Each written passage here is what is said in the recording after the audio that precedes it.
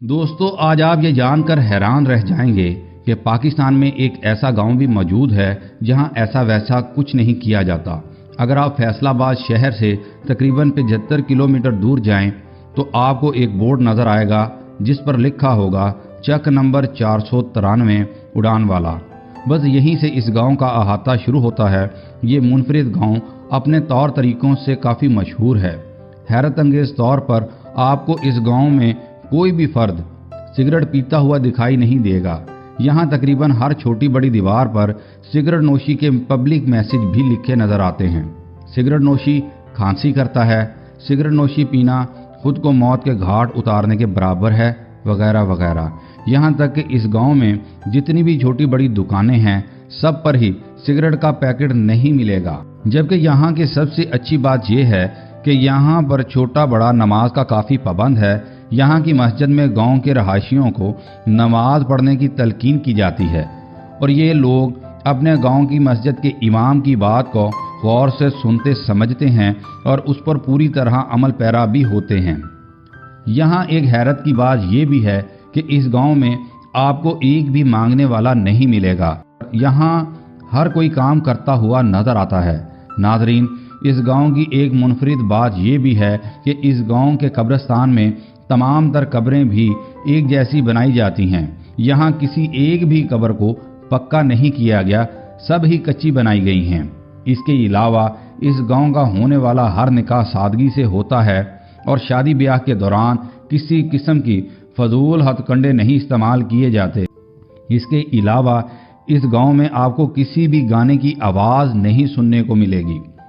दोस्तों, अगर बात फैसलाबाद शहर के आसपास की हो रही है तो क्यों ना बात इस शहर फैसलाबाद की जाए। दोस्तों, फैसलाबाद के शहर के दरमियान वाला हिस्सा कहलाया जाने वाला इलाका नाज़माबाद अपनी पहचान आप है। इस इलाके की सबसे मुनफरिद बात यह है कि इस इलाके में मुसलमान और ईसाई साथ साथ रहते हैं। यहाँ एक हैरत की बात यह भी है, यहाँ मौजूद मस्जिद और चर्च की दीवार एक है। नाजरीन, किसी मस्जिद और चर्च की दीवार एक होने से बड़ी अखुवत और भाईचारे की मिसाल आज के दौर में कहीं नहीं पाई जाती। यहाँ का मंजर नहायत खूबसूरत है। यहाँ आपको सामने एक पार्क दिखाई देता है जिसमें फूल और पौधे उगाए गए हैं। मस्जिद और चर्च की एक ख़ास बात यह है कि यहाँ कोई बड़ा स्पीकर नहीं है। कभी भी ऐसा नहीं मामला बना कि हमारी आपस में यहाँ कभी कोई किसी किस्म की भी हुई हो। माशाल्लाह। तो उसमें यह है कि हमारे जो ऊपर स्पीकर होते हैं ना बड़े, वो हमारे नहीं हैं। अच्छा। तो उनकी आवाज़ ये होती है कि उनकी आवाज़ बाहर नहीं आती और हमारी बाहर नहीं जाती। बहरहाल फैसलाबाद के इस नज़ारे में कायदे आज़म का भी वो फरमान हमारे जहनों में आता है कि आप सब आज़ाद हैं अपनी मस्जिदों में जाने के लिए, आप सब आज़ाद हैं अपनी इबादत गाहों में जाने के लिए। दोस्तों, अब बात करते हैं ऐसे भारत की जो पाकिस्तान के पास है और पाकिस्तान का इंडिया कहलाता है। नाजरीन, तकसीम से पहले का गांव चक भारत सियालकोट की यूनियन काउंसिल शहनी का हिस्सा है जो शहर सियालकोट से तकरीबन 25 किलोमीटर दूर है। दोस्तों, 8000 अफराद पर मुश्तमिल ये गांव बरे सगीर पाको हिंद की तकसीम की यादगार के तौर पर काम करता है।